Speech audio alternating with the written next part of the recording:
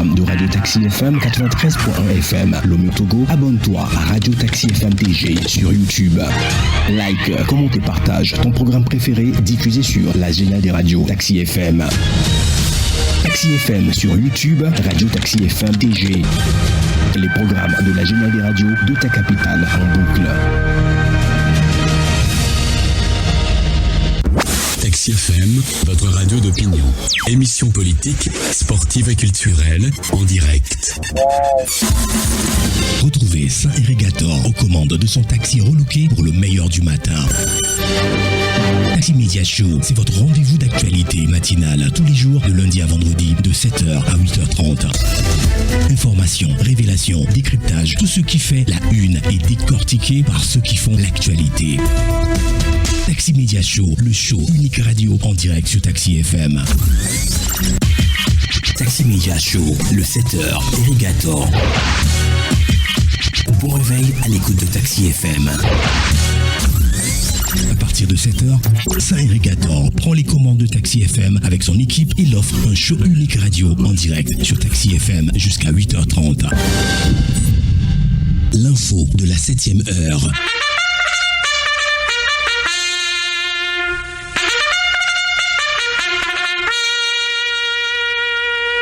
7h, 8h15, Irrigator et les rédactions sont à l'antenne pour le show du matin.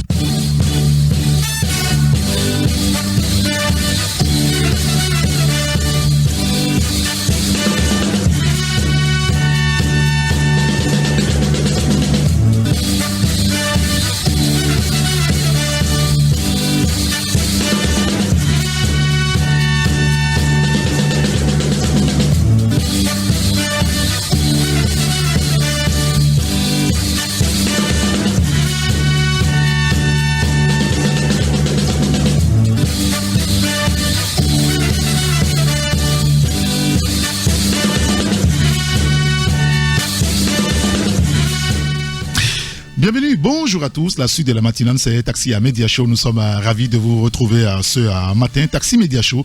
Aujourd'hui, c'est lundi 24 juin 2024. Bienvenue à tous.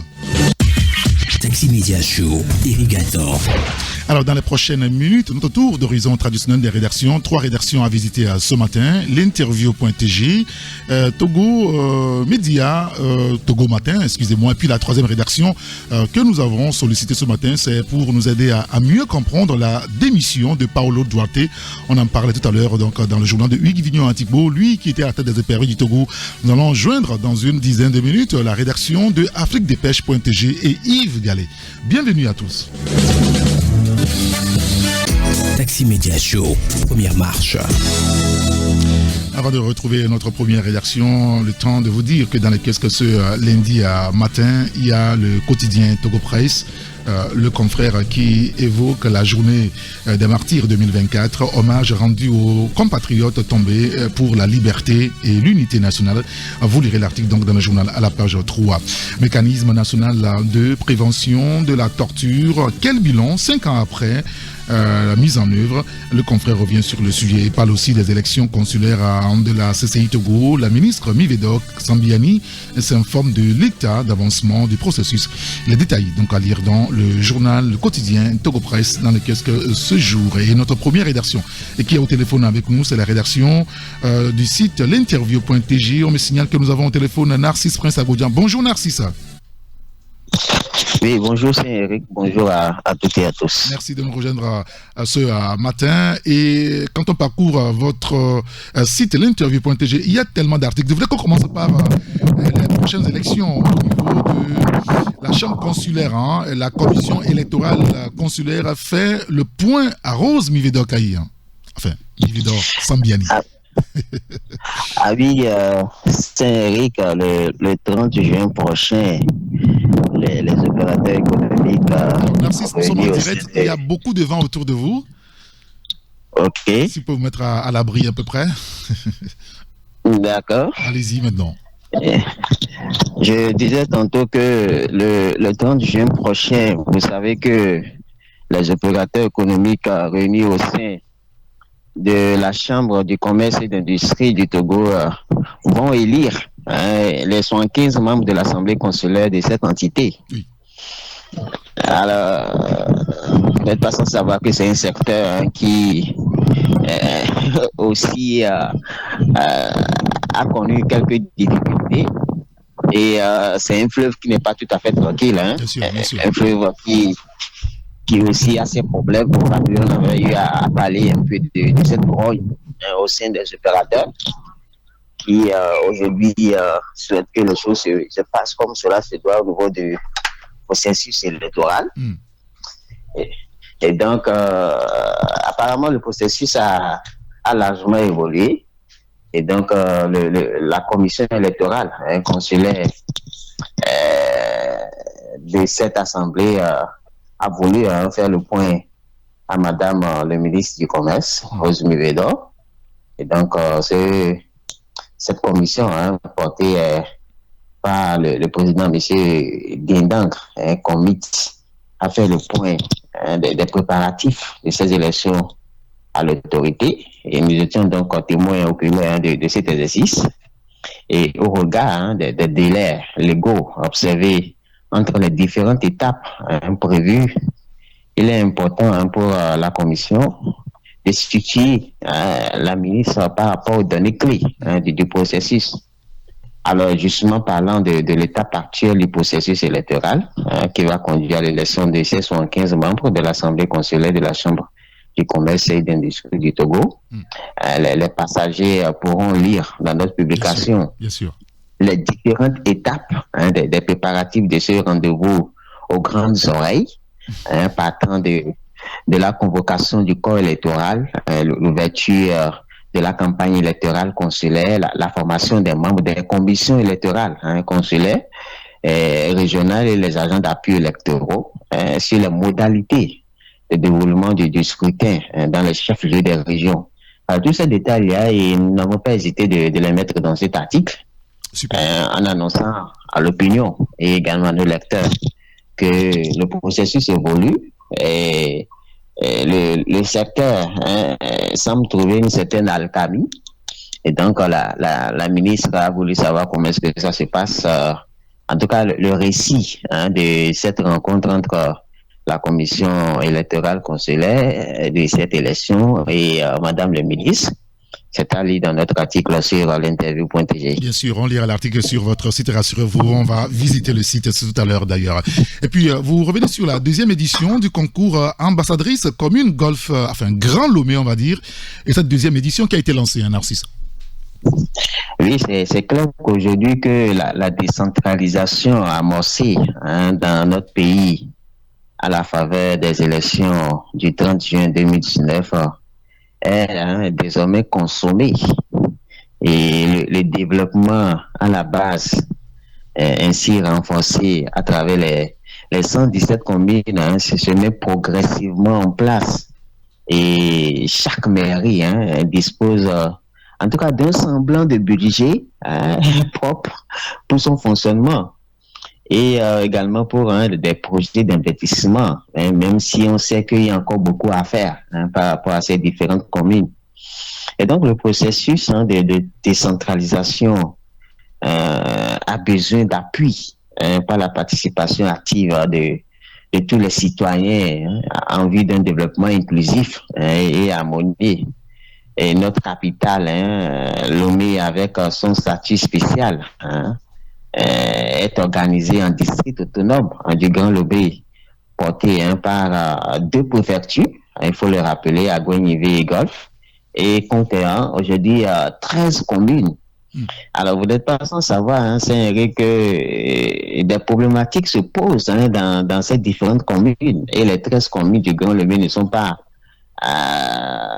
du reste.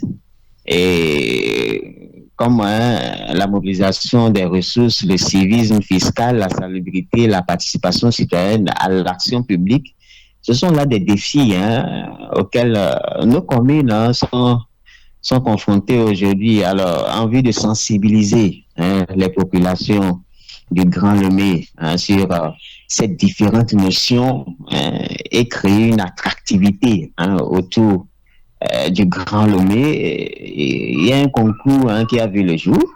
Il s'agit du concours ambassadrice commune Grand Lomé. Oui. avec pour slogan la reine de la capitale, qui s'est permis un premier essai l'année dernière. Cette année, le comité a décidé de tenter un nouveau chapitre. Alors, il s'agit d'un concours d'excellence et de promotion de la jeune fille togolaise qui est axé sur le développement des 13 communes du Grand Lomé.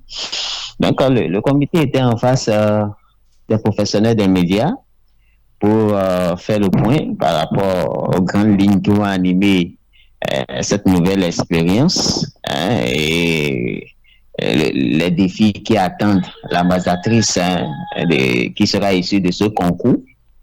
Et en même temps, une brèche a été ouverte par rapport aux partenaires tant souhaités sur cet événement qui contribue au développement de nos communes au Togo. Nous n'avons pas hésité de faire un compte rendu dans notre article sur l'interview.tg pour en savoir davantage. Nous invitons les passagers à bord du taxi matinal à faire un tour sur notre portail pour s'imprégner davantage. Très bien. Mais écoutez, juste un élément sur le sport, puisque d'ailleurs on va en parler tout à l'heure, mais beaucoup plus à un niveau élevé avec la démission de Paolo Duarte. Mais ce matin, vous revenez sur le championnat scolaire et universitaire 2024 avec le dernier carré.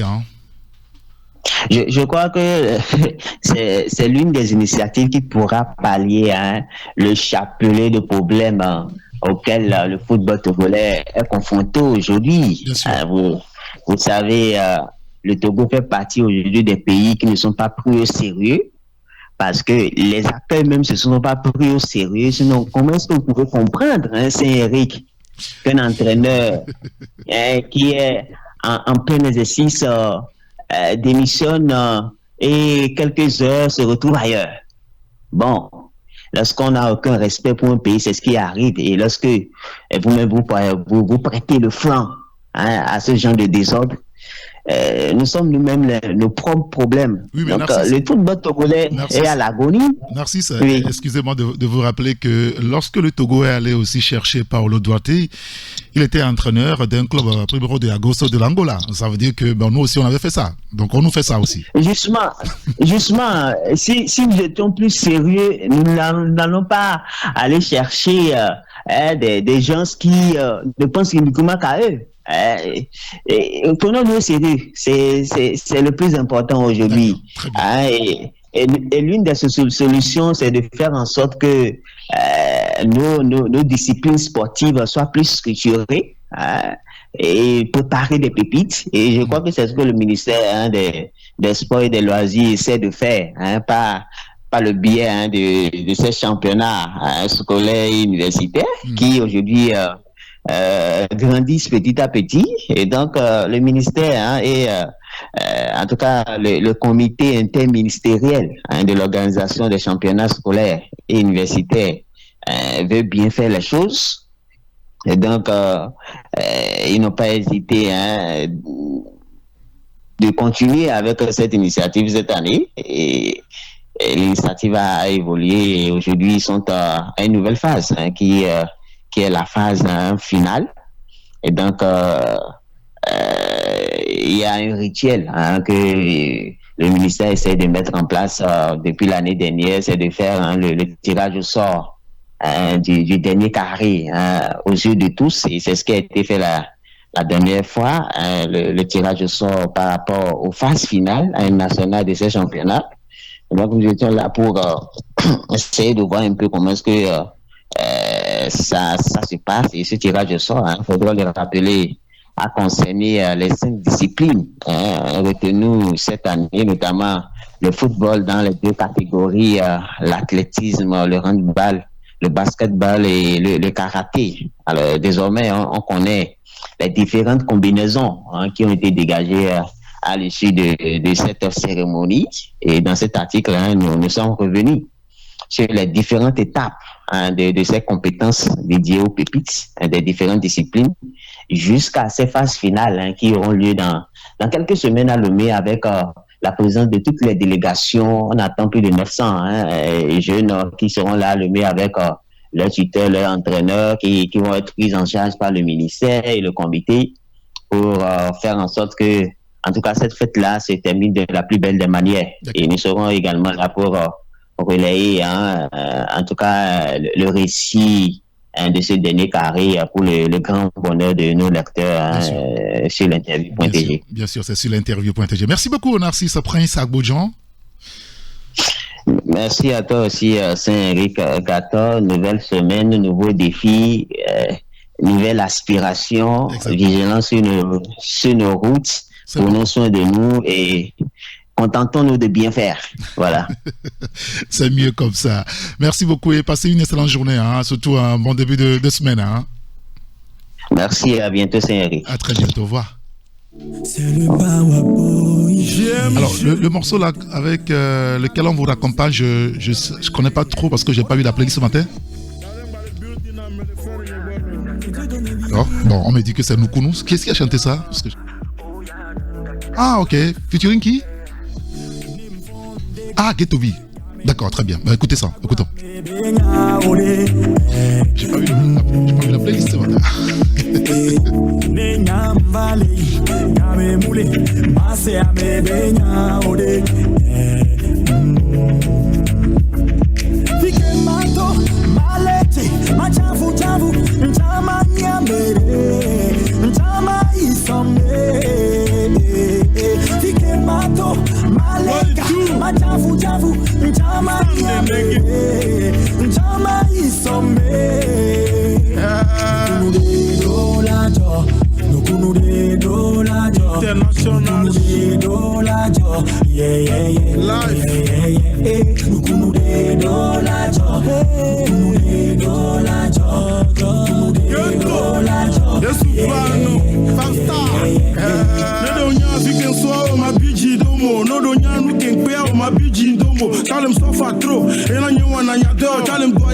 Et voilà, Jordan Willa featuring Ghetto-V. On va se rendre tout à l'heure à la rédaction du site afriquedépêche.tg. Mais avant, il y a dans les kiosques ce matin l'hebdomadaire Nouvelle Opinion, le confrère qui revient sur la coopération et projet de développement au Togo. Gouvernement et partenaires font l'état des lieux. L'article là est donc dans le journal Nouvelle Opinion. On en profite pour saluer le patron, c'est Tchanyao Arimi-Yao. Alors, autre sujet qu'il développe ce matin, c'est par rapport donc à l'indemnisation des victimes non vulnérables des violences politiques. L'opération débute ce lundi dans les plateaux Est. Autre sujet également qu'on pourra lire dans ce journal-là, c'est la simplification des transactions quotidiennes dans l'UEMOA, une plateforme de paiement instantané bientôt opérationnelle. Et puis quoi encore, le financement des entrepreneurs agricoles, BOA Togo engagé aux côtés du gouvernement. Les détails de tout cela, c'est à lire dans l'hebdomadaire Nouvelle Opinion. Il y a le quotidien Ecofinance aussi qui est dans le kiosque ce jour. Gala des 100 entreprises les plus dynamiques. La 20e édition tiendra ses promesses. Ce sera le 27 juillet prochain à Alomé. Le confrère en parle. Quoi encore?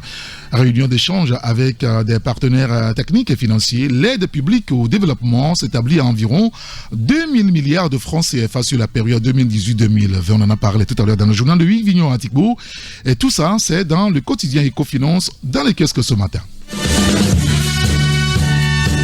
Et notre deuxième rédaction que nous avons au téléphone ce matin, c'est la rédaction du site afriquedépêche.tg. Alors, nous avons fait appel à notre confrère Yves Gallet. Il est là. Bonjour Yves. Bonjour Saint-Henri, bonjour tous les auditeurs de Taxi Média Show. Et alors, nous vous avons appelé ce matin pour nous aider à mieux comprendre beaucoup plus la démission de Paolo Duarte, qui a rapidement trouvé un port d'attache. On l'a dit, on l'a vu d'ailleurs tout ce week-end. Mais dans un article que vous écrivez ce matin, vous parlez de lui, Paolo Duarte, qui confirme son incapacité à conduire les éperviers. Sérieux? Oui, sérieux, Saint-Henri. Disons que la démission de Paolo Duarte est une tempête dans un verre d'eau. Et autrement, c'est un non-événement, une agitation exagérée autour d'un sujet qui n'est, somme toute, pas très important, oui, et voire insignifiant. Pourquoi je dis cela? Parce que les éperviers du Togo sont sans sélectionneur depuis plusieurs mois, puisque celui qui remplit n'est que l'ombre de lui-même.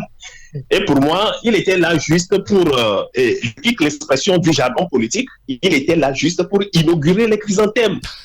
En voyant les éperviers jouer, on est convaincu qu'il n'y a pas un chef d'orchestre derrière, qu'il n'y a personne qui pense le jeu, qui organise le collectif. Duarte n'a apporté grand-chose à la sélection nationale. Malheureusement, au Togo, Duarte était un aventurier en aventure. Et quand son aventure est terminée, c'est lui-même qui décide de plier ses baluchons et mettre fin à l'aventure. Et ceux qui pensent le contraire peuvent verser au débat les atouts réels de l'héritage laissé par le Portugais. Le dernier point de cet héritage, c'est le dernier classement FIFA, publié le 20 juin, où le Togo fait une ascension, une chute libre, vertigineuse, qui nous a propulsés dans les labyrinthes du classement. C'était place perdue. Vous imaginez, 120e mondial et 32e sur le plan continental. L'une des pires régressions dans l'histoire du football togolais. Le temps de digérer cette déculottée, Duarte en rajoute à la misère des Togolais en démissionnant de son poste pour, dans la foulée, signer dans un nouveau club saoudien. En succédant en mai 2021 à Claude Leroy et un autre dont le cœur des Togolais, Duarte a soulevé par sa rhétorique guerrière une vague d'espoir. Mais il y a loin de la coupe aux lèvres, dit-on, Saint-Éric. En 23 sorties, et Duarte a enregistré 7 victoires, 10 nuls, 6 défaites, soit un taux de victoire de 30,43%. Le Portugais, dans une terrible navigation à vue, a exposé ses limites techniques, tactiques et managériales. Le dernier match à domicile face au modeste Soudan du Sud a fini de prouver que Duarte n'est qu'une coquille vide, un incompétent, des cheveux jusqu'aux orteils. Wow. Nous avons consacré à ce match une si longue chronique titrée Togo, Soudan du Sud, Duarte, tactiquement une calamité. Les internautes peuvent retrouver encore cet article et sur notre site afriquedepêche.tg et que nous avons pris soin de republier même hier nuit et ce matin. Et sans un projet, une organisation de jeu lisible, sans cohérence dans les choix des joueurs, sans maîtrise parfaite de son immuable système de jeu, le 3-5-2, Duarte prend à chaque match des éperviers tout de liberté avec les émotions et le cœur des Togolais. Sa démission, comme je l'ai déjà dit, est un non-événement. Et bon sens. À travers cette démission, Duarte exprime clairement sa prise de conscience de son incapacité à atteindre les objectifs à lui fixer par ses employeurs. Au-delà, il prouve qu'il n'est qu'un cupide véreux, non à la quête du succès sportif à travers le travail et les résultats. Avec Duarte, une fois encore, le Togo, malheureusement, a pris le risque de griller ses cartes pour le Mondial 2026 et la CAN 2025. Et la grande interrogation qui taraude tous les esprits aujourd'hui et porte sur l'après Duarte, et qui pour succéder à Duarte, les réseaux sociaux font déjà plusieurs propositions. Le nom de Daré Nimbombe caracole en tête, suivi par le duo Koubadia Kader Kodio Afiane Niga et staff actuel, staff actuel des éperviers locaux. Oui, mais Daré lui-même, Daré Nimbombe, quand bien même bardé de tous les diplômes qui le qualifient hautement, est-il déjà prêt et aguerri mentalement à prendre les rênes de la sélection nationale? C'est le wait and see. Oui, c'est l'autre question aussi qu'on peut se poser aujourd'hui. C'est l'autre question, oui. Et pour l'instant, la fédération... Il y a aussi... Oui, et il y a, selon nos informations, des réunions qui se répètent, qui se multiplient. Ah ben d'accord. Et déjà la semaine dernière, il y a eu plusieurs réunions. Cette semaine aussi, il y aura, il est déjà prévu au programme plusieurs réunions pour décider de la suite immédiate de la gestion de la sélection nationale. D'accord. Il y a aussi une seconde interrogation. Et le Togo, à travers la FTF et le ministère, vont-ils poursuivre Duarte pour rupture abusive de contrat, puisque son contrat renouvelé en novembre 2023 court jusqu'au moins à la CAN 2025. Oui. Et sur cette compétition, l'objectif qui lui était assigné, c'est d'atteindre au minimum le deuxième tour. Pour le moment, selon nos informations, l'initiative d'une plainte n'est encore envisagée par les ex-employeurs de Duarte. bon à suivre tout ça, Saint-Eric. Très bien. Ben, écoutez, on lira donc votre article au vitriol, hein, on va le dire clairement ainsi, sur le site afriquedepêche.tg. Alors, pour ceux qui ne savent pas, c'est que vous, l'avantage que vous avez, c'est que vous avez été un grand joueur. Vous avez joué à S-Doigt, vous avez joué à Guito et consorts, et donc du coup, vous avez cette facilité d'analyser, d'apprécier le comportement des uns et des autres sur un terrain de football. Merci beaucoup Yves Gallet. Merci Saint-Eric de le rappeler. Ça me fait plaisir. Ah oui, bonne journée à vous. Hein. Bonne journée Saint-Eric. Très bien. Au revoir. Au revoir.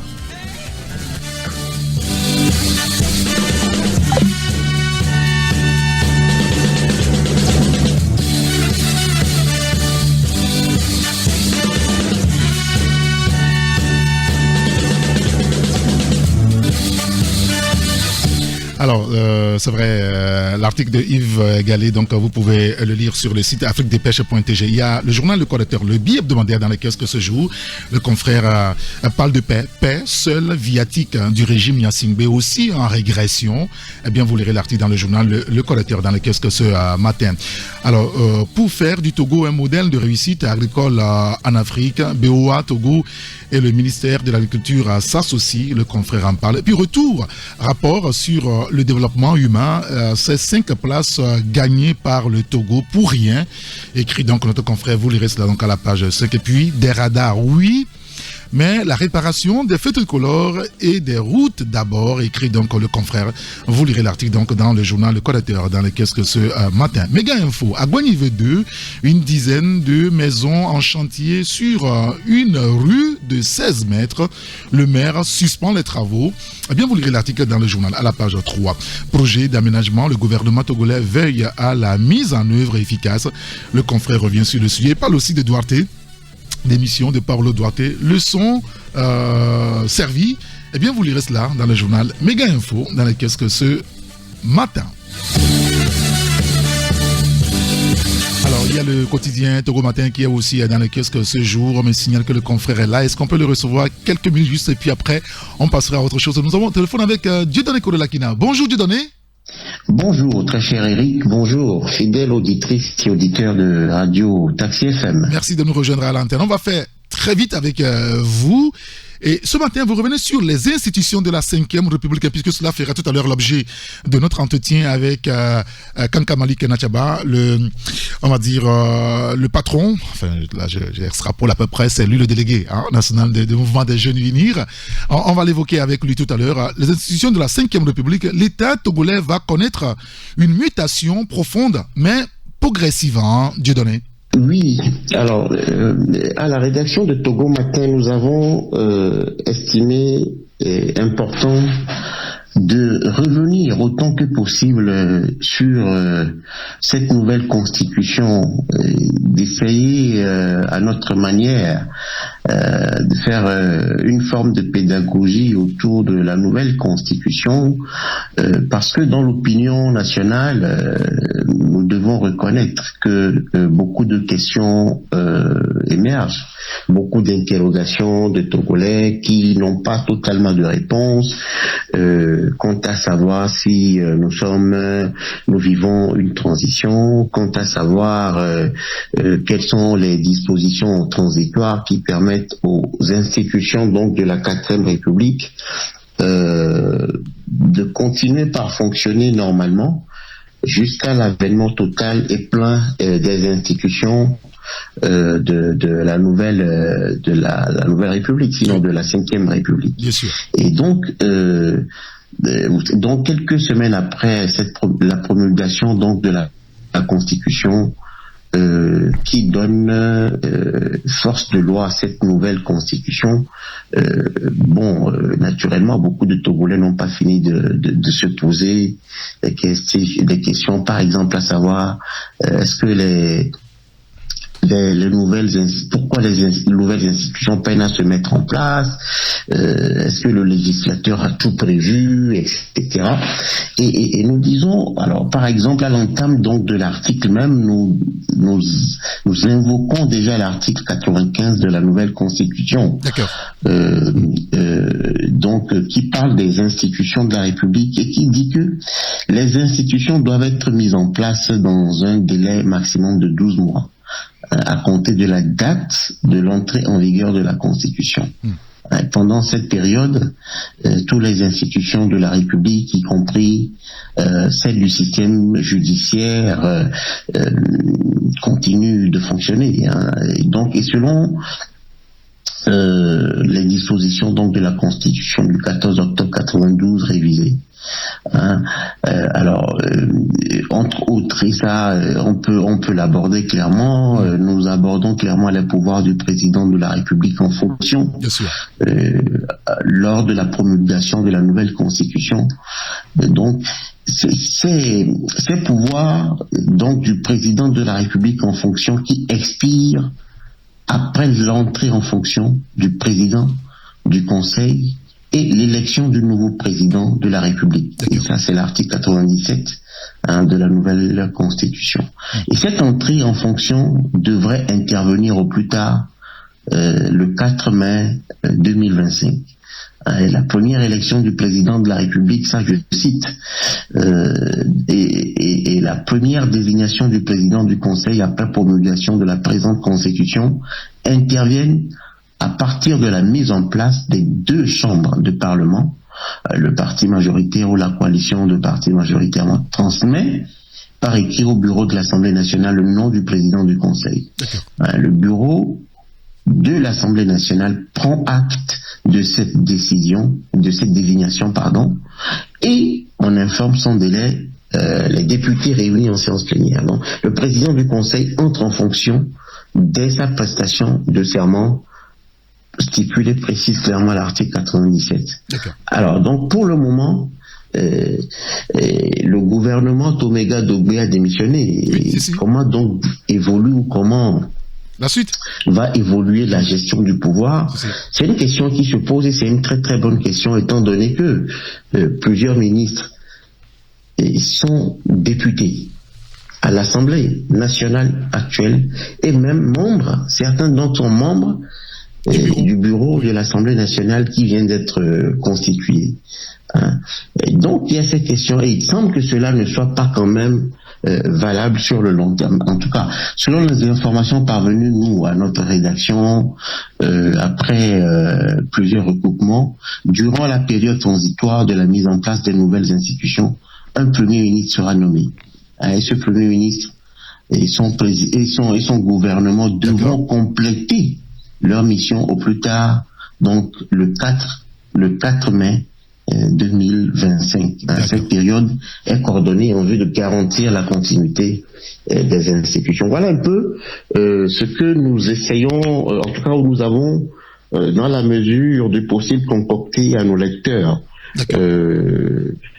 en tant que sujet phare pour ce numéro donc du lundi 24 juin. Et j'espère quand même que beaucoup de Togolais vont pouvoir se procurer, se donner ce numéro. Ça sera fait. et quand même essayer de trouver des réponses à des interrogations, à toutes ces interrogations qui émergent et qui affluent. D'accord.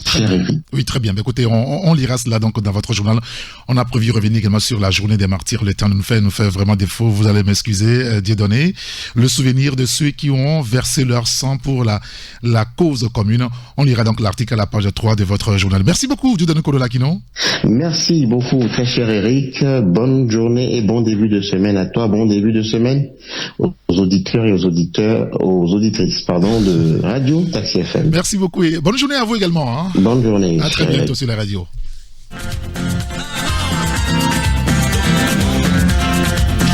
Ça fait rire les oiseaux, c'est bien ça? C'est Compagnie Créole. D'accord.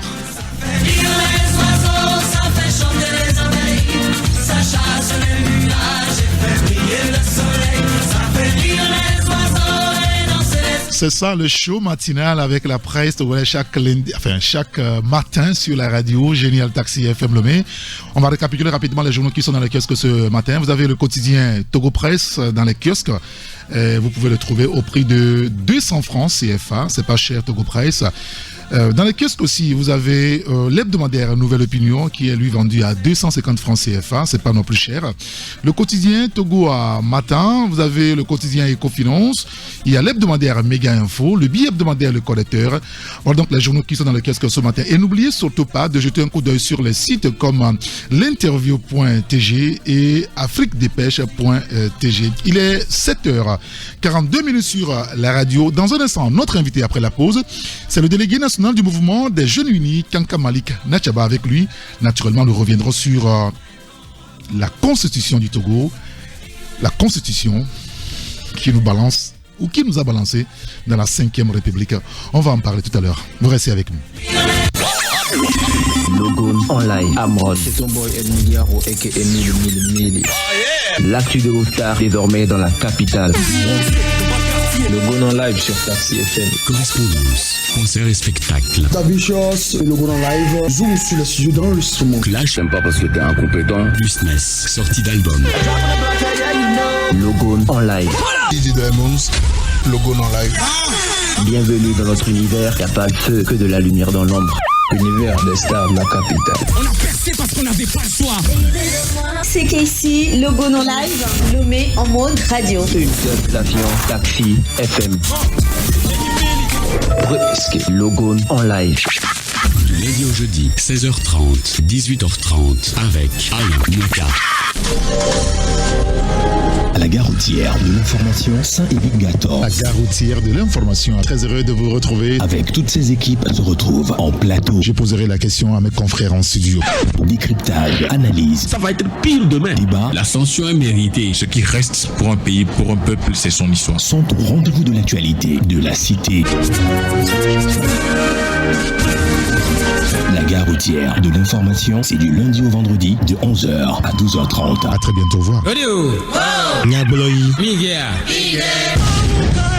Francis Daillé scrute l'actualité du moment en EV du lundi au vendredi entre 9h et 10h. Journal en EV, fait de société, invités et consultants pour passer une matinée palpitante sur la radio Géniale. Une émission qui vous tient en haleine, en famille ou entre amis, avec Francis Daillé. Taxi Media Show, deuxième marche.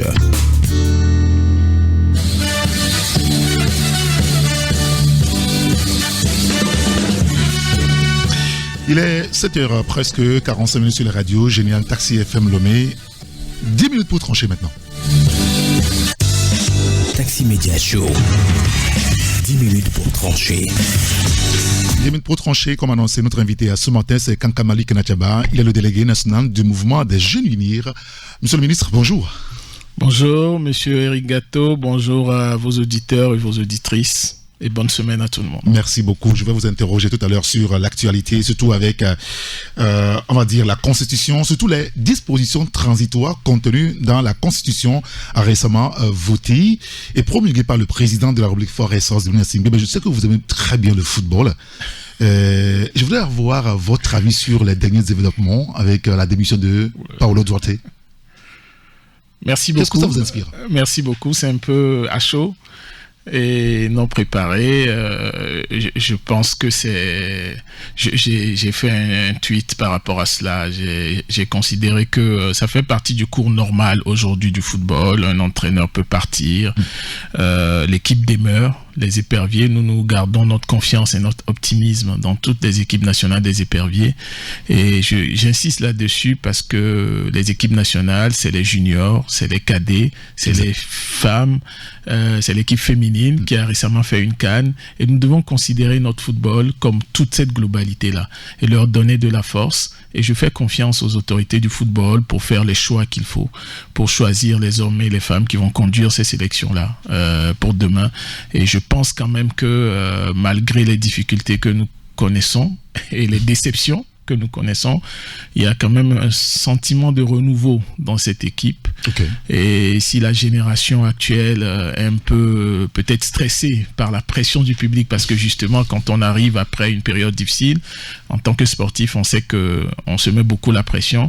Nous voulons leur dire qu'ils se sentent libérés. Quand ils viendront jouer à Kégué, il faut qu'ils se sentent libérés et qu'ils se fassent plaisir. Et je suis sûr qu'avec ça, ça va marcher. Il y a de la confiance. Hein. Il y a une très grande confiance. Très bien. Merci. Merci d'avoir placé un mot sur l'actualité du sport du foot, parce que c'est vrai, vous l'avez dit, c'est pas préparé, c'était pas donc dans le protocole d'ailleurs. Et nous allons maintenant revenir sur les dispositions transitoires contenues dans la nouvelle constitution. Alors, nous vous avons appelé ce matin pour nous aider à mieux comprendre le sujet, et puis on va quand même placer quelques mots. Alors, nous sommes dans la 5e République aujourd'hui, depuis surtout la promulgation de la nouvelle constitution le 6 mai dernier. Seulement la République continue d'être gouvernée par les institutions de la 4e République. Comment est-ce qu'on peut comprendre ça?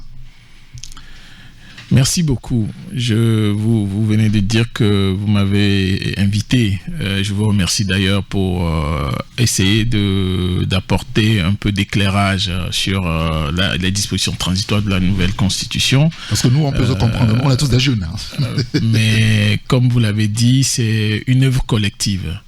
Nous sommes tous, je pense que ce n'est pas un sujet de technicien nécessairement, c'est un sujet de citoyen. Et collectivement, la réflexion fera que nous comprendrons ce qui va se passer.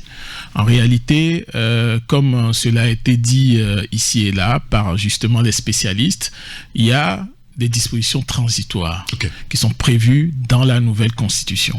Dispositions transitoires, ça veut dire quoi? Ça veut dire concrètement, et peut-être en simplifiant un peu, comment va se faire le passage de relais entre les institutions qui existent aujourd'hui et les nouvelles institutions. Et je pense que, sans être technicien, nous sommes tous d'accord que cela doit se faire de manière fluide, sans à-coups, c'est-à-dire de manière, les Anglais disent smooth, de manière douce, une phase transitoire douce, progressive, concertée, inclusive. Ce qui veut dire que les différentes institutions qui existent doivent participeront à cela. Et cela nous permettra d'avoir des institutions qui seront installées et bien installées. Donc ça, c'est pour expliquer un peu l'état d'esprit. Et maintenant, pour venir à l'aspect un peu technique, c'est l'article 95, en fait, qui sert de base aujourd'hui à ce qui est en train de se mettre en œuvre. L'article 95 qui prévoit qu'on a un délai maximum. C'est un délai maximum de 12 mois pour installer effectivement les institutions de la 5e République. Alors, une fois qu'on a posé ce principe en disant qu'on a 12 mois pour le faire, cela veut dire que c'est un délai maximum. Ça peut se faire en moins de 12 mois et ça peut se faire en 12 mois. Mais disons que ça n'excédera pas le 12 mois. Le délai maximum, c'est les 12 mois. Cela nous met à l'abri d'une éventualité de dire on ne sait pas quand est-ce que ces institutions seront en place. Ces institutions seront en place au plus tard dans 12 mois selon l'article 95. Pendant ce temps, qu'est-ce qui se passe? Il faut que les institutions continuent à fonctionner. Il faut que notre pays continue à fonctionner avec les institutions qui existent. Et dans ce cadre, la même Constitution prévoit dans cette disposition transitoire que les institutions actuelles restent en place et fonctionnent selon la Constitution de 92 révisée. Donc cela veut dire que les institutions qui sont là, on les connaît, des institutions principalement la présidence de la République, le président de la République, le gouvernement, qui sont les deux institutions, je pense, qu'on regarde le plus aujourd'hui. Oui, c'est dans la Constitution, bien sûr. Voilà, et qui vont se mettre en œuvre, et qui vont continuer à exercer avec les pouvoirs qui sont les leurs. Et donc dans ce cadre, ça sera une action qui continue à travers, en ayant pour base les dispositions transitoires de la Constitution elle-même. Donc clairement, c'est la Constitution de la 5e République qui permet que nous puissions fonctionner aujourd'hui en ayant une continuité des institutions qui existaient dans la précédente constitution. Ceci pour qu'il n'y ait pas une rupture dans la continuité de l'action de l'État. Et tout à l'heure, on va évoquer le cas du président de la République actuel qui doit peut-être, on n'en sait pas grand-chose, même si son parti est majoritaire à l'Assemblée nationale et donc de facto, il sera le président de du Conseil des ministres. Le contraire aussi est possible. Il peut décider aussi peut-être qu'il soit donc choisi comme président de la République du Togo. On n'en sait pas grand-chose pour l'instant. Mais le cas qui interpelle aujourd'hui Malik Ntchaba, c'est celui des députés qui sont élus sous la 4e République et qui va fonctionner sous la 5e République. D'ailleurs, récemment, l'Assemblée nationale, la DMP, représentée par Mme Brigitte Adjemangbo-Johnson, a voté contre le règlement intérieur. Comment est-ce qu'on explique ça, à votre avis? Non, moi, je pense que le débat à ce niveau m'a semblé un peu difficile parce que, pour moi, le jour où il y a eu la session de droit de la nouvelle Assemblée nationale, il faut juste s'interroger sur quelle était la constitution en vigueur le jour où cette Assemblée nationale a commencé à travailler. Et c'est la constitution de la 5e République qui s'applique à cette législature. Mais puisque des gens, en tout cas, sont allés aux élections par rapport à la 4e République, pas par rapport à la 5e République. Non, en fait, le système électoral et la Constitution, on est élu. Et par ailleurs, nous savons tous qu'au moment où l'élection se tenait, il y avait une constitution adoptée qui était en voie de promulgation. Ça, c'est un principe que tout le monde savait. C'était pas quelque chose de caché. Et au moment où la prise de fonction est effective, la constitution qui est en vigueur est celle qui s'applique. Et du reste, je pense que parfois, je comprends bien sûr qu'on puisse avoir une argumentation politique sur un certain nombre de sujets, mais on a saisi la Cour constitutionnelle qui s'est prononcée par rapport au règlement intérieur sur la base de la Constitution de la 5e République. Cette même Cour constitutionnelle qui a été saisie également par les différents responsables politiques quand ils ont eu des griefs par rapport aux élections qui passaient. Donc, il faut qu'on soit cohérent en acceptant un certain nombre de décisions. Je pense qu'il y a un certain nombre de débats que nous pouvons avoir en tant qu'acteurs politiques qui parfois sont des arguments ou parfois un tel à telle interprétation, un tel à telle autre interprétation, mais les juridictions sont là aussi pour nous départager. Et quand les juridictions se prononcent, je pense que légitimement, nous pouvons suivre l'orientation qu'ils nous ont donnée en considérant que la Constitution qui fonctionnait au moment où les députés ont commencé à travailler, c'est la Constitution de la 5e République. Alors, vous voulez nous dire aussi qu'il n'y a pas de confusion possible à avoir sur les questions des dispositions transitoires. Quand on quitte la 4e République à la 5e République aujourd'hui, il y a les tests qui prévoient beaucoup de choses. Les tests des dispositions transitoires. Absolument. Je pense qu'il faut se référer, je ne veux pas être trop technique, mais il faut se référer aux articles 95, à partir de l'article 95, 96, 97, jusqu'au 100e article, qui est le dernier article de la Constitution. Donc, cet ensemble de tests qu'il faut lire ensemble, ce sont des tests qui sont importants. Mais il faut les lire aussi avec un certain nombre de tests qui sont dans le corps même de la Constitution. Par exemple, un des articles fondamentaux, c'est celui qui dit que le président de la République, par exemple, à venir, est élu par les deux chambres réunies en congrès. Parce que les gens peuvent se dire, mais pourquoi on n'élit pas le président de la République dès aujourd'hui? Oui, bien sûr. Mais les deux chambres, ça veut dire l'Assemblée nationale et le Sénat. Ce qui veut dire que forcément, selon la Constitution, il faut mettre en place le Sénat pour que le Congrès puisse se réunir et procéder à l'élection de la nouvelle institution présidence de la République, du président de la République dans la 5e République. Et donc, il y a un chronogramme qui sera mis en place, qui sera décliné et qui va inclure donc la mise en place de cette deuxième chambre et qui va inclure l'organisation du Congrès pour que justement le Congrès puisse désigner et élire le président de la République. Et qu'à ce moment-là, comme les dispositions transitoires le disent, les pouvoirs du président de la République restent effectifs jusqu'à la désignation du président du Conseil et l'élection du président de la République. Il faut bien faire attention à cette notion de « et », c'est-à-dire c'est les deux conditions qui doivent être remplies en même temps, pour que cela soit fait de manière logique. Ce n'est pas l'un ou l'autre. Ce n'est pas l'un et après il y aura l'autre. Mais il faut qu'il y ait une simultanéité, si je peux dire ça simplement, pour que les deux se fassent ensemble.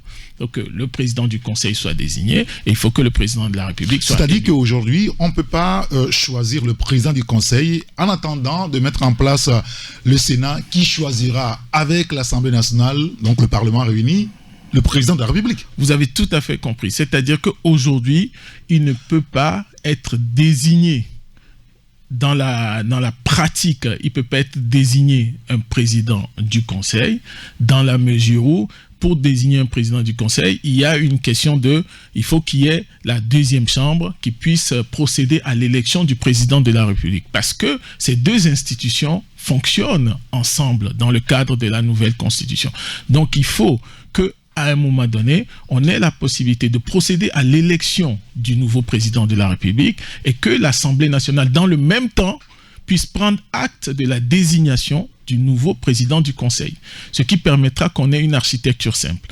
Parce que si on va au bout de la logique de ce que vous dites, qui peut être un peu compliqué à expliquer, quand on prend les pouvoirs du président de la République tels que décrits dans le système présidentiel que nous connaissions, ces pouvoirs-là vont se retrouver un peu répartis. Une partie sera prise, puisque la fonction de chef d'État et de symbole de l'unité nationale qui est aujourd'hui portée par le président de la République se retrouvera chez le président de la République de la Ve République. En revanche, la fonction même du pouvoir exécutif se retrouvera chez le président du Conseil. Donc vous comprenez bien que si on met en place l'une sans avoir mis en place l'autre, il y a quelque chose qui manque dans l'appareil. Il y a un équilibre institutionnel qui ne tient pas. Et du reste, il est plus cohérent d'avoir les deux institutions en même temps pour que le schéma puisse être fait. Et enfin, pour dire que c'est pour cela que le délai a été donné ainsi, et il y a une logique dans la manière dont les choses se feront. Très bien. Tout à l'heure, les auditeurs auront l'occasion de vous interpeller, de poser des questions, de faire des commentaires. Alors, ceux qui nous écoutent et qui souhaiteraient n'est-ce pas intervenir dans ce sujet, dans ce débat-là, vous pouvez déjà commencer par formuler vos questions et nous les envoyer par SMS ou par message WhatsApp. C'est sur le 93 94 96 64. Je rappelle notre contact messagerie, SMS si vous voulez. C'est le 93 94 96 64. Alors ceux qui souhaiteraient nous joindre en direct, vous allez attendre un petit peu jusqu'à 8h15 sur la radio, on vous donnera la parole. La question du président ou du pouvoir présidentiel. Ouais. Alors quelle place occupe maintenant Faure Gnassingbé, président de la République ou président du Conseil des ministres? Dans le dispositif dont nous parlons aujourd'hui, à l'instant T, on est tous d'accord qu'il n'y a pas eu de désignation de président de conseil. L'article 97 de la nouvelle Constitution indique que la première désignation du président du conseil se fera après l'installation des deux chambres. Donc aujourd'hui, il n'y a pas eu de désignation de président de conseil. Et même si on voit que c'est lui, le patron de l'UNIA. Donc théoriquement, c'est lui. Vous avez dit théoriquement. Nous ne sommes pas dans la théorie, nous sommes dans la réalité. Je voudrais que nous soyons dans la réalité. Allons-y. Dans la réalité de ce que nous avons, c'est très simple. C'est très simple. Les institutions de la Constitution, les institutions qui existaient, continuent avec leur pouvoir. Ça veut dire que le président de la République, si vous préférez la présidence de la République, telle que décrite dans la Constitution de 92 révisée, conserve ses pouvoirs dans la période qui nous conduit jusqu'à l'installation de l'ensemble des institutions de la Ve République. Je vais le répéter, c'est-à-dire que les institutions de la Ve République qui ont eu à travers la période, les dispositions transitoires, la possibilité de continuer à exercer leur pouvoir, vont exercer la plénitude de ces pouvoirs-là jusqu'à ce qu'on ait l'ensemble des institutions. Et ce qui est décrit, peu ou prou, ce n'est pas quelque chose de très surprenant, dans la mesure où il faut bénéficier de ces pouvoirs-là pour pouvoir mettre en œuvre, comme la Constitution de la Ve le dit, les ordonnances qui permettront d'installer les différentes institutions. Parce que quand vous voyez la nouvelle Constitution, il y a une réforme profonde, en fait, non seulement institutionnelle, mais aussi politique de notre système.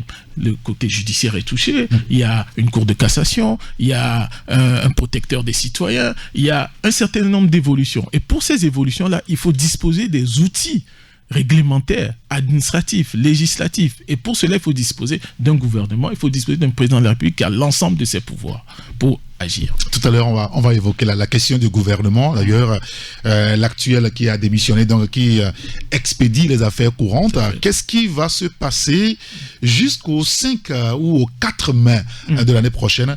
On va peut-être l'évoquer tout à l'heure, puisqu'il est 8h sur les radios. On marque une pause et on revient juste après. Okay. Tout de suite, la pub. La vie est meilleure quand on a droit au bonheur. Et le bonheur se vit au quotidien quand on a une sauce qui nous rafraîchit le corps. Voltique, une eau minérale naturelle avec une alliance unique de sels minéraux et son goût inaltéré pour procurer une santé de fer. Produit au Togo, certifié ISO 22000, prix international du meilleur goût, la bouteille de Voltique est 100% recyclée car notre engagement est de contribuer à un monde propre et meilleur. L'eau minérale naturelle Voltique apporte tous ses bienfaits à toute la famille. Avant, pendant et après le sport, buvez Voltique. Ne dites plus haut, dites Voltique. Alors comment tu le trouves? Il a un petit côté mannequin, non? Hein? Viens, on va vite chez La Paire, vite. Des lunettes trop chic. Votre test de vue gratuit et la qualité internationale à partir de 19 000 francs CFA. La Paire, voir clair, ça va vous plaire. Il n'y a pas de mannequin. Hein? Nous qu'est? Ah mais quand il la famille, La Paire nous va dire couver du don. On va aller pas nous do. Novi, Kotoku et Asideke pour Wotchi La Paire. La Paire, voir clair, ça va vous plaire. Ici La Voix, la maison des secrets vous ouvre ses portes sur Canal+. 15 candidats vont être réunis pendant 8 semaines avec chacun un secret à garder. Chaque semaine, c'est vous qui allez choisir ceux qui vont continuer l'aventure. À la fin, il n'en restera qu'un. Secret Story, c'est du lundi au vendredi à 18h15 sur Canal+ Pop et 24h/24 sur le canal 99. Psst, on a un secret. Pas si secret. En ce moment, le décodeur HD est à 3000 francs à partir de la formule Access. Et si vous avez déjà un décodeur, réabonnez-vous à votre formule et profitez de 30 jours. Oui, 30 jours offerts à tout Canal+.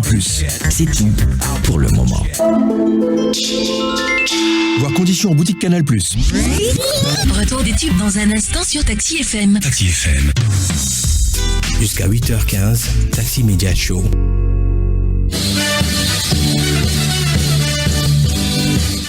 Il est 8h, presque 4 minutes dans tous nos studios ici à Radio Taxi FM Lomé. Nous émettons d'Agbale Pédogra et nous sommes en direct avec notre invité ce matin, c'est Kankamali Kenachaba. Il est le délégué national du mouvement des Jeunes Unira. On évoque donc les dispositions transitoires de la Constitution récemment votée, promulguée par le président de la République, Faure Sozimna Nyasingbe. Quelle va être la suite? C'est de ça qu'on est en train de parler. Alors, si ça vous intéresse, vous voulez réagir, vous voulez poser des questions ou exprimer votre point de vue sur ce sujet, vous pouvez nous envoyer des messages. Ça peut être SMS ou message WhatsApp sur le 93 94 96 64 ou dans 5 minutes vous pouvez prendre la parole en direct sur le 92 60 81 81. Ce sont sur les radios Taxi FM Lomé. Alors quel sort à monsieur Kankamali, quel sort aujourd'hui réservé au gouvernement? On sait qu'il y en a qui assurent l'intérim jusqu'à la fin de la transition. Est-ce qu'on aura un gouvernement de transition jusqu'au 4 mai prochain, ou bien ce gouvernement qui a remis sa démission va continuer à expédier les affaires courantes jusque-là? Alors, je vais peut-être, on va peut-être clarifier. Je pense que la notion d'intérim est une notion juridique qui est constatée par la Cour constitutionnelle dans des contextes particuliers. Nous ne sommes pas dans une situation d'intérim. Le gouvernement a présenté sa démission conformément à la pratique. C'est rien d'extraordinaire, évidemment. Et il a été chargé par son Excellence, Monsieur le Président de la République, d'expédier les affaires courantes. Expédier les affaires courantes, ça veut dire prendre les décisions qui s'imposent parce que certaines actions étaient déjà engagées et qu'il faut qu'un pays continue à fonctionner. Dans ce qui a été dit, ce que nous connaissons, les institutions continuent à fonctionner légitimement et naturellement. Il y aura la désignation d'un Premier ministre par le chef de l'État, par le président de la République, conformément en fait aux dispositions qui sont déjà prévues par la Constitution. Donc il désignera un gouvernement qui aura, on peut s'en douter, comme mission principale de mettre en place les différentes institutions pour que la Ve République, les institutions de la Ve République soient toutes installées. Donc il y a ce pouvoir qui reste entier pour le président de la République, et le gouvernement sera chargé des différentes missions, dont la principale sera certainement de conduire cette installation des institutions. Il ne s'agit pas, à mon avis, d'un point de vue juridique, encore une fois, d'un gouvernement de transition. C'est un gouvernement qui fonctionne selon les dispositions transitoires. Non, on parle du gouvernement qui va être mis en place désormais, parce que là, il va falloir avoir un gouvernement jusqu'au 4 mai prochain. Exactement. Ce sera à peu près, excusez-moi, un gouvernement de transition, parce qu'on sait que c'est limité dans le temps, de toute façon. Non, c'est-à-dire que le fait que ça soit... je voudrais pas que ça soit compris comme si c'était en dehors de l'ordre logique de la Constitution. C'est pour ça que je pense que parfois, quand on parle de gouvernement de transition, c'est comme s'il y avait eu une crise et qu'on passait à une situation différente. Alors que là, c'est quelque chose qui est prévu dans le cours normal, dans les dispositions transitoires et dans les tests même que nous nous sommes donnés. Et quand nous prenons la chronologie de ce qui peut se passer, on peut imaginer que les choses ont été déclenchées par la session de droit de l'Assemblée nationale. Ensuite, il y a eu le bureau de l'Assemblée nationale. Deuxième étape. Troisième étape, probablement la désignation d'un Premier ministre et d'un gouvernement. Ensuite, déclenchement de la procédure pour l'élection des sénateurs, nomination du complément des sénateurs, puisque le président de la République peut en nommer, a la possibilité d'en nommer une partie. Ensuite, le Sénat va faire sa session de droit. Et une fois que le Sénat est installé, là, on va rentrer dans une phase, j'allais dire, active, quand les deux chambres sont installées, là on va passer à la désignation du président du Conseil, au processus électoral pour le président de la République et les différentes prestations de serment, la passation de charges. Et donc tout ceci, ce détail des différentes étapes que je viens de donner, sont des étapes, comme on le voit, qui sont logiques, prévues et qui ont besoin, encore une fois, qu'un gouvernement soit mis en place pour qu'il puisse justement, entre autres missions, parce qu'il y a d'autres préoccupations dans notre pays, entre autres missions, installer ces institutions-là grâce à ce que la Constitution de la Ve République a elle-même prévu, la possibilité d'agir par des ordonnances. La possibilité d'agir par des ordonnances. Les ordonnances, en fait, c'est la possibilité pour le gouvernement de prendre des actes qui ont force de loi, comme on a eu à le faire pendant des périodes où il fallait aller vite, etc. Donc, il y a la possibilité, et c'est prévu dans le cadre de la Constitution de la Ve, dans le cadre des dispositions transitoires. Alors, aujourd'hui, quand on voit la configuration au niveau de l'Assemblée nationale, on peut plus dire grand-chose, mais le bureau exécutif dont l'élection a eu lieu la dernière fois, de l'Assemblée, excusez-moi, on voit beaucoup de ministres, au moins 4 ministres qui sont donc dans ce bureau-là. Oui. Alors beaucoup se posent la question dans l'opinion, mais où est-ce que va le président Faure Gnassingbé? Pourquoi est-ce que on met des ministres dans le bureau de l'Assemblée? Ça veut dire que eux, c'est fini pour eux, ils seront là, ils seront plus dans le prochain gouvernement, si tant que ils ont des ambitions dans ce sens-là. J'ai entendu cela en disant, mais je veux d'abord répondre que en politique, et je pense que les analystes qui posent ces questions le savent, les choses ne sont pas toujours linéaires. Le service de l'État, c'est un service qui est aujourd'hui au gouvernement, demain à l'Assemblée nationale, après-demain au Sénat, après-demain dans d'autres institutions. C'est ça le service de la République, c'est ça la République. Nous ne pouvons pas, d'un côté, critiquer ou en tout cas contester la longévité de certaines personnes à des postes et en même temps nous offusquer quand on leur donne l'opportunité de servir ailleurs leur pays. Donc moi je pense que tout ça, il faut le prendre vraiment avec sportivité et c'est une réalité et que nous devons, et on le voit même dans la vie civile aujourd'hui, c'est-à-dire que même en entreprise, on ne passe plus 10 ans dans des entreprises. Aujourd'hui, ça bouge beaucoup le monde évolue. Donc il faut intégrer cela.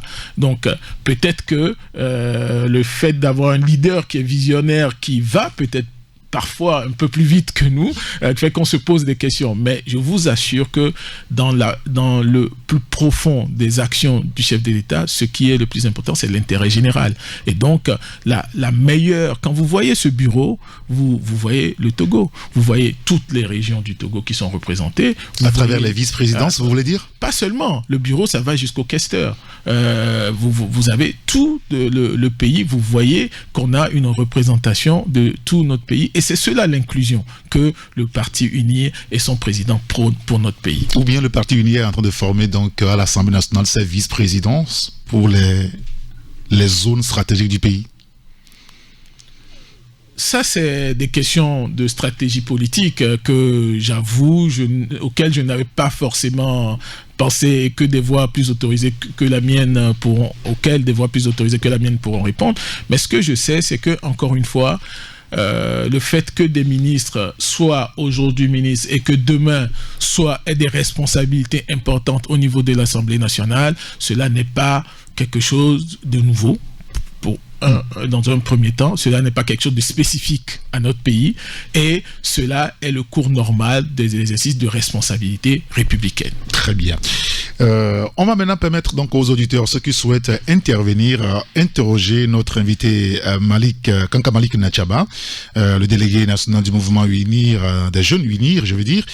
Ceux qui veulent l'interroger directement peuvent nous appeler à partir de maintenant sur le 92 60 81 81 ou nous envoyer juste un message sur le 93 94 96 64. Mais avant, la mise en place du Sénat, on est en train de voir que les choses se mettent en place tout doucement. Mais le chemin est encore long, c'est ça? Aujourd'hui, on a les conseillers aujourd'hui? Aujourd'hui, de manière pratique, on connaît le corps électoral du Sénat. Oui. On sait que c'est les conseillers régionaux, les conseillers municipaux. Oui. Donc, on a vu le ministre de l'administration territoriale effectuer une tournée, donc les choses se mettent en place au rythme, je pense, normal, et dans le temps qu'il faut, on aura l'élection des membres du Sénat, donc je ne vois pas pourquoi vous trouvez ça lent, mais il faut que les choses se fassent, il faut qu'on fasse les choses correctement, c'est-à-dire qu'on établisse des listes électorales, on sait que c'est telle catégorie de personnes, etc. Le ministre a demandé, par exemple, que les préfets puissent lui envoyer les cartes d'électeurs des uns et des autres, donc la liste électorale sera établie. Oui. Les partis, les uns et les autres pourront proposer des candidats et à ce moment-là, on procédera à l'élection des 2/3 du Sénat. Et ensuite, ce sera complété par les 1/3 que le président de la République a le pouvoir de nommer. Est-ce que ce n'est pas un problème que le président de la République à lui seul nomme 1/3 d'une assemblée qui pourra élire et décider de la vie de la nation? Non, je pense qu'en fait, ce qui est cohérent, c'est que la majorité de cette assemblée est élue. Oui. Est élue par les représentants de nos territoires. Donc, la majorité étant élue, cela ne pose pas de difficulté. En revanche, il est aussi intéressant d'avoir parfois la possibilité d'équilibrer par rapport justement au jeu politique, par rapport à la nécessité d'être inclusif et de créer une certaine harmonie. Parce que la deuxième chambre, peut-être que d'autres spécialistes des institutions politiques pourront en parler, la deuxième chambre est quand même une chambre de pondération, une chambre de débat moins vif, d'opposition frontale que la première chambre qui, elle, est le lieu où, effectivement, on est un peu plus dans les discussions. Donc, il faut aussi veiller à cela. Donc, je pense que tout cela, quand la deuxième chambre sera en place, nous serons satisfaits de ce qu'on nous aura proposé. Et on devrait aussi avoir des gouverneurs, non? Oui, ça c'est une autre partie, puisque le Sénat, c'est un aspect institutionnel national. Oui. Les gouverneurs, c'est les représentants de l'État dans les régions. Oui. Voilà, donc ça c'est un processus qui relève du ministère de l'administration territoriale qui va procéder, comme cela se doit, à la mise en place de ces acteurs-là. Très bien. Alors, il y a un auditeur qui nous envoie un message, il dit s'il vous plaît, est-ce dans cette nouvelle constitution, on pourra parler de la démission du président Faure Gnassingbé s'il est programmé être Premier ministre, enfin être président du Conseil, il veut dire. Il doit démissionner de son poste de président de la République pour devenir président du Conseil? Il est dit dans la Constitution de la Ve République, dans les dispositions transitoires, il est prévu l'expiration de son mandat de président de la République. Donc, pas de démission. Il n'a pas besoin de démissionner.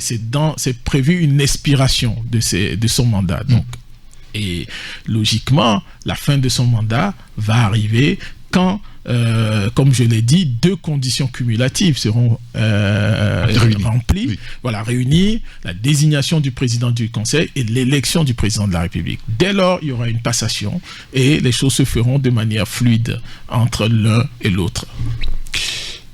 Il prendra quel poste, président Faure Gnassingbé? Vous avez des confidences pour nous? Je n'en ai pas, Je n'en ai pas. Je pense que nous serons édifiés. Mais comme vous-même vous l'avez dit, ce n'est pas moi qui le dis. Comme vous l'avez dit, on connaît le leader du parti majoritaire. Et la Constitution est très claire là-dessus. Ceci aussi est à saluer parce que cela évite des conjectures, qu'on se mette à discuter, qu'on ne connaisse pas qui va occuper telle fonction. Je pense que c'est un exercice de transparence que la Constitution a fait qui est très intéressant. C'est-à-dire que quand on va à une élection, on sait qui occupera tel poste. Et on voit aujourd'hui, je ne veux pas citer, dans un grand pays qui est en processus de campagne électorale, où chaque matin, il y en a un qui dit « je veux bien être Premier ministre », l'autre qui dit « je veux bien être Vous parlez de la ministre. France, bien sûr. Non, qui existe. Mais ici, ce n'est pas le cas. La Constitution est très claire. Le leader du parti majoritaire sera proposé et l'Assemblée nationale prendra acte de fait que le leader a été proposé et donc il sera désigné comme président du Conseil des ministres. Alors, vous voulez intervenir, vous voulez poser des questions à notre invité. Vous avez quand même, je dirais, une approche différente, une réaction à faire. Vous pouvez nous appeler sur le 92 60 81 81. Nous sommes sur la radio Taxi FM Lomé. Est-ce que le standard est bien ouvert? Très bien. Il y a une question d'un auditeur qui dit si la situation constitutionnelle actuelle n'est pas un monstre, que l'invité nous donne l'exemple d'un seul pays sur la planète qui l'applique. Un peu de crainte aux créateurs à qui chacun rendra compte. Expédier les affaires courantes, c'est un ralentissement des activités jusqu'à quand cela va durer pour mettre le pays en marche normalement. L'expédition des affaires courantes, il pense que ça ralentit quand même les activités du pays. Je pense qu'il y a... on parlait tout à l'heure de sport. Hein. Parfois, on dit qu'il faut pas que nous confondions, j'allais dire, vitesse et précipitation. C'est important dans cette phase qui est une phase, comme je l'ai dit, de lien entre le système précédent et le nouveau système, qui est le système parlementaire, que les choses se fassent de manière coordonnée, de manière ordonnée et de manière cohérente. Je pense que ça peut prendre du temps. Oui. Ensuite, on voit bien, les activités gouvernementales ne se sont pas interrompues. On n'est pas dans une phase où il n'y a plus d'activités gouvernementales. Oui, mais en même temps, il y a des actions que des ministres ne peuvent plus se poser. Alors, je l'ai déjà dit, d'un point de vue technique, en fait, la réalité, c'est lancer de nouveaux projets. Si vous voulez, on va continuer. On va revenir sur cette question. Ouais. On va prendre celui qui est au téléphone. On va prendre un auditeur qui est au téléphone avec nous. Oui. Mettez votre casque. Allô? Allô, bonjour, monsieur. Oui, bonjour. C'est monsieur? C'est monsieur Pierre. Monsieur Pierre, nous vous écoutons. Oui. Ok. Je dis bonjour à l'invité. Il vous salue. Bonjour, monsieur. Je vais aller très rapidement. Oui. À ce que j'entends, on nous a dit que la Constitution, la nouvelle Constitution prend en compte tout le monde, la cohésion. Oui, bien sûr. Mais ce que je vois, c'est comme la Constitution, comme la Bible. Non, on n'a pas bien saisi cette partie-là. Vous avez dit? Non, ok, je m'explique. Oui. La Bible, quand tu prends de Genèse à Apocalypse, ça ne parle que de Jésus, une seule personne. Donc, quand je vois la Constitution du Togo actuelle, la 5e Constitution, ça ne parle que d'une seule personne. Parce que depuis votre débat, vous ne parlez que d'une seule personne. Secondo, ma deuxième question. Oui. Lui, il est très jeune. Excusez, il n'a qu'à m'excuser. Son papa a servi une famille pendant longtemps. Monsieur Pierre. On nous dit habituellement, quand Monsieur Pierre. Il faut faire meilleur que ton père. Maintenant, il ne pense pas faire meilleur que son père. Monsieur Pierre. Excusez-moi, il n'a qu'à m'excuser. Monsieur Pierre. Oui. Je voulais qu'on reste dans le cadre du débat. On est en train de parler des mesures transitoires de la Constitution. Et là-dessus, je voulais qu'on reste sur ce point. Je suis dans le débat. Je parle de la Constitution notamment. Oui. Je parle vraiment de la Constitution. D'accord, très bien. Mais j'ai le droit de comparer la liste, de donner mon opinion. Oui, bien sûr. Et c'est pour ça d'ailleurs qu'on vous donne la parole. Je suis dans la Constitution. Je parle de la Constitution, de la 5e République. Oui. Oui. Mais ça, c'est mon avis personnel. D'accord, très bien. Elle ne parle que d'une seule personne du début jusqu'à la fin. C'est pourquoi je la compare à la Bible. D'accord, très bien. La Bible nous parle de Jésus jusqu'à la fin. Parce que Jésus nous a dit, on m'a parlé du début, c'est moi qui étais au début, c'est moi qui serai à la fin. D'accord. Monsieur Pierre, merci beaucoup. On a compris l'essentiel de votre pensée. Merci en tout cas à vous de nous avoir appelé. Monsieur Malik Radja, vous avez une réaction? Oui, merci beaucoup. Je pense que malheureusement, il faut se référer toujours au test constitutionnel. Et comme je l'ai dit, nous parlons ici des institutions et non de personnes. Nous parlons des institutions et du reste, quand on regarde la Constitution, le nombre d'articles consacrés au président du Conseil est exactement le même nombre que le nombre d'articles consacrés au président de la République dans la Constitution de la Ve République. Chaque fois, c'est 10 articles. Donc, j'avoue que je ne sais pas de laquelle des institutions il veut parler en disant qu'on ne parle que de celle-là. Et là, ça fait 20 articles sur 100 articles. C'est les deux acteurs majeurs, le président du Conseil, le président de la République, ça fait 20 articles sur une centaine d'articles. Donc, les 80 autres articles, ils parlent de quoi? C'est la question que les Togolais doivent se poser.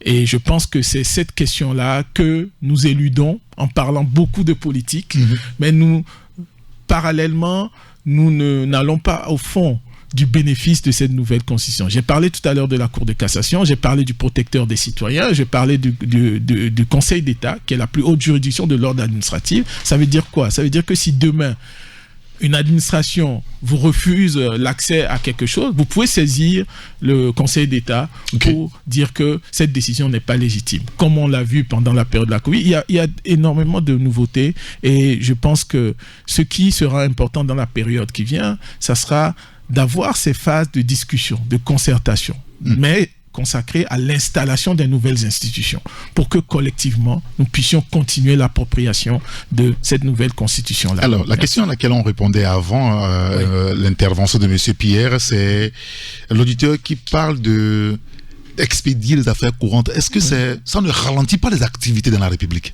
Non, ce que j'ai dit, c'est que naturellement, s'il faut lancer un grand projet, s'il faut signer un grand contrat, s'il faut s'engager dans telle initiative, ce n'est pas avec la même facilité. Il faut évidemment solliciter un certain nombre d'autorisations, comme cela se fait habituellement, mais c'est peut-être on est un peu plus réservé par rapport à ces démarches-là. Mais pour autant, quand vous regardez l'actualité, les ministres continuent leurs activités. Les ministres ne sont pas, j'allais dire, aux abonnés absents, puisque ne serait-ce que la revue de presse que vous avez donnée tout à l'heure, on voit que les activités gouvernementales continuent. Mais effectivement, dans les jours, dans le moment qui va suivre, il y aura la mise en place d'un gouvernement, la désignation d'un Premier ministre et les choses se mettront en place de manière fluide et de manière logique. Et ce temps ce temps qu'on estime comme étant un ralentissement, ça sera bénéfique parce que ça permettra de mettre en place les choses comme il faut pour éviter justement des à-coups après. Alors, il y a un auditeur qui veut vous reprendre. Il dit, le ministre Bawara avait annoncé lors d'une interview sur New World TV que Faure Gnassingbé est désigné président du Conseil des ministres. Maintenant, vous, Malik, vous dites que Faure Gnassingbé n'est pas encore désigné. Est-ce que ça ne fait pas de l'imbroglio dans la tête des Togolais? Non, pas du tout. Je pense que ce qui a été dit est exactement la même chose que ce que nous venons de dire. C'est-à-dire que il y a la dynamique naturelle qui fait que quand nous suivons la Constitution, le leader du parti majoritaire est celui-là qui va occuper cette fonction le moment venu. Et c'est ce que le ministre Bawara a dit. Et c'est ce que j'ai dit. C'est-à-dire que le leader naturel du parti majoritaire occupera cette fonction le moment venu. Et que, selon les dispositions de la Constitution, et je crois que le ministre Bawara l'a dit aussi lors de cette émission, il y a 12 mois pendant lesquels le président de la République conserve ses pouvoirs et va continuer à agir, notamment pour l'installation complète justement des différentes institutions. Alors, un auditeur qui nous dit pourquoi ils font tout ça, c'est son commentaire, c'est RPT Uni qui a géré toute la 4e République, mais ils n'ont pu développer ce petit pays. Est-ce que c'est avec la 5e République qu'ils vont développer ce pays? Cette question revient sur plusieurs formes. Est-ce que vous pouvez répondre à ça? Non, je peux y répondre de manière assez simple, en disant que si la notion de développement était uniquement de notre appréciation, encore, on pouvait accepter un certain nombre parfois de critiques très dures en disant des phrases comme celle-là, que je considère personnellement comme étant, disons, pas forcément nécessaires. On peut considérer qu'il y a des choses qui marchent, il y a des choses qui marchent moins bien. Oui. Mais globalement, nous ne sommes pas nos seuls juges.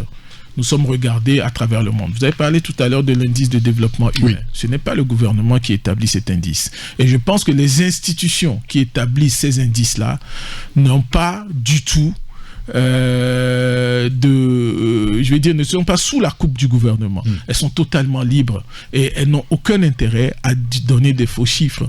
Après, que dans des situations individuelles, on ne ressente pas un certain nombre de choses, je peux comprendre. Et donc, le développement est en cours, le développement se fait. Que cela fasse qu'il y ait des défis qui subsistent parce qu'on sait que les besoins sont croissants, le potentiel démographique est important, etc. C'est une réalité que personne ne peut nier. Mais considérer que il y a rien qui est fait et que surtout, est-ce que c'est une question de régime? Il n'y a pas eu de solution miracle, ni ici ni ailleurs. La seule solution, c'est continuer à travailler, et c'est ce que nous continuerons à faire. Alors, on va résumer, peut-être le temps de prendre un dernier auditeur. Aujourd'hui, il y a eu des dispositions transitoires qui nous renseignent que, on va passer de la 4e République définitivement à la 5e au bout de 12 mois pour mettre en place les institutions de la République. Véritablement. Je vais redire ça, mais de manière très claire, un peu plus claire. On est déjà passé à la 5e République. À la 5e République. Ce n'est pas passé de la 4e à la 5e. On est déjà passé à la 5e République. Nous sommes dans la 5e République. Nous sommes dans la 5e République. Déjà. Point 1. La 5e République prévoit que l'ensemble de ces institutions doivent être mises en place dans un délai maximum de 12 mois. Donc, c'est dans ce délai de 12 mois, les institutions qui existent aujourd'hui conservent leur pouvoir jusqu'à ce que l'ensemble des institutions de la 5e République soient mises en place.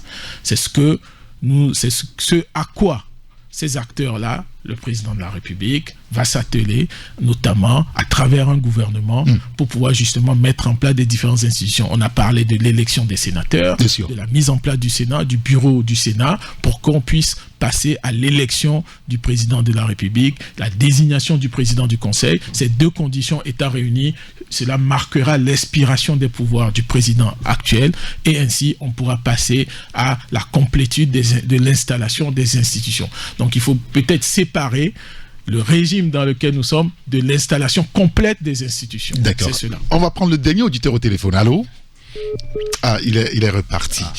Bon, c'est pas grave, puisqu'il nous reste que 2 petites minutes. On va conclure cette émission pour dire au Togo là que tout est en marche. C'est bien ça? Le gouvernement qui arrive là, ça arrive ou ça n'arrive pas?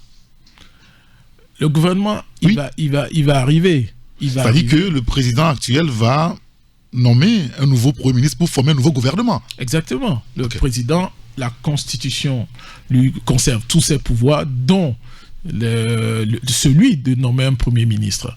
Et comme je l'ai dit, pour mener cette phase où il faut prendre un certain nombre de tests, il faut un gouvernement qui soit missionné pour cela. Et cela va se faire. Il y aura la procédure normale, la déclaration de politique générale, un certain nombre d'actions qui vont être faites. Donc il y aura la nomination d'un Premier ministre, d'un nouveau gouvernement qui aura pour mission principale la conduite vers l'installation des nouvelles institutions qui sont prévues par la Constitution de la 5e République. Et dans ce cadre-là, ce que je voudrais dire, c'est que ce gouvernement-là fera certainement plus de discussions, plus de concertation, plus de séances de sensibilisation et d'appropriation à travers des formats qui seront à leur main, qui seront proposés, pour que toujours dans cet esprit de dialogue et d'ouverture, il puisse y avoir le maximum de personnes qui puissent savoir de quoi il s'agit, savoir où nous allons, comme vous le dites, et que nous puissions surtout y aller ensemble. C'est ce que nous souhaitons. Très bien. Merci beaucoup à M. Kanka Malik Nachaba d'être passé nous voir ce matin. Je rappelle que vous êtes le délégué national du mouvement des Jeunes Unir. On vous souhaite de passer une excellente journée. Merci, bonne journée à vos auditeurs. Et nous allons nous séparer sur cette belle mélodie de l'un des anciens. C'est Agouti ou Mawina avec cette chanson Togo du Yaira. le Togo, pays de bénédiction. Et c'est ce que nous souhaitons. Merci à Francis Daï qui a assuré la mise en onde avec Justo, appelez-moi Saint-Irrigator. On se retrouve à 11h à la gare routière de l'information avec mes confrères de lundi et nous allons analyser tout ça. Voilà, vous comprenez. Allez, bonne journée, au revoir.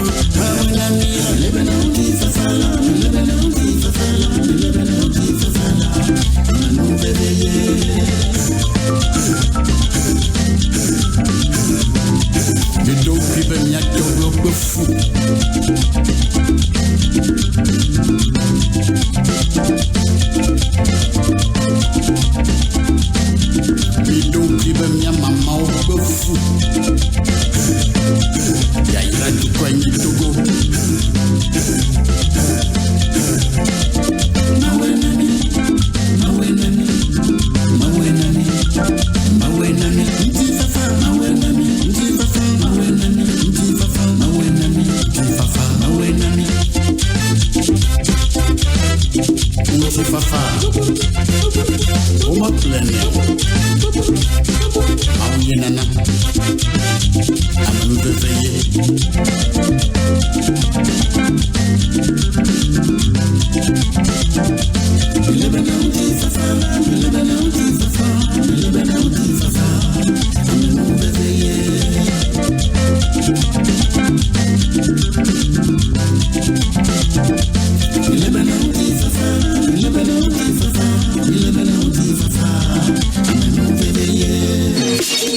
Taxi Media Show, rendez-vous au prochain numéro.